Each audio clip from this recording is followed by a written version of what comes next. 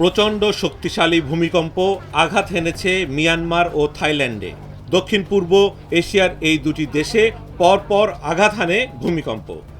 28 March শুক্রবার দুপুর 12:20 আঘাত হানা ভূমিকম্পের প্রভাব প্রতিবেশী বাংলাদেশ, ভারত, লাওস এবং চীনেও পড়েছিল।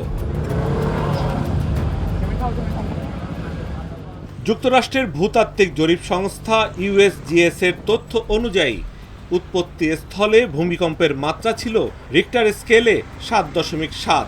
এর উৎপত্তি স্থল ছিল মিয়ানমারের সাগাইং থেকে 12 কিলোমিটার দূরে। গভীরতা ছিল 10 কিলোমিটার।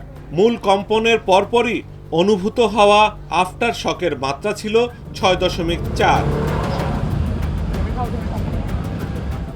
এই ভূমিকম্পে ব্যাপকভাবে ক্ষতিগ্রস্ত হয়েছে থাইল্যান্ডের রাজধানী ব্যাংকক।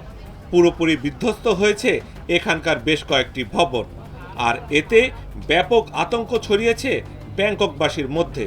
অবশ্য এখনো পর্যন্ত কোনো হতাহতের খবর পাওয়া যায়নি।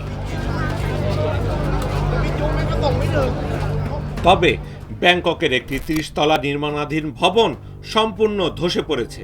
ভবনটির ধ্বংসস্তূপের নিচে অন্তত 45 জন শ্রমিক নিখোঁজ রয়েছে বলে জানিয়েছে বার্তা সংস্থা AFP। পরিস্থিতি সামাল দিতে জরুরি বৈঠক ডেকেছেন থাই প্রধানমন্ত্রী পতংতার্ন সিনাওয়াত্রা।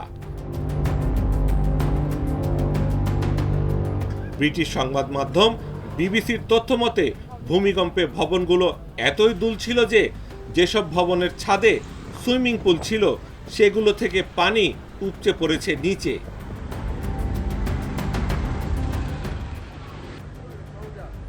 এদিকে শক্তিশালী ভূমিকম্প আঘাত হানার পর জরুরি অবস্থা জারি করেছে মিয়ানমারের জান্তা সরকার। মার্কিন সম্প্রচার মাধ্যম CNN এর প্রতিবেদনে বলা হয়, মান্দালয় এবং রাজধানী নেপিদো সহ দেশটির মধ্যাঞ্চলের কয়েকটি অংশ জুড়ে জরুরি অবস্থা জারি করা হয়েছে। এছাড়া সাগাইং, মান্দালয়, বাগো এবং ম্যাগোয়ে অঞ্চলের পাশাপাশি পূর্ব শান রাজ্যেও জরুরি অবস্থা ঘোষণা করা হয়েছে।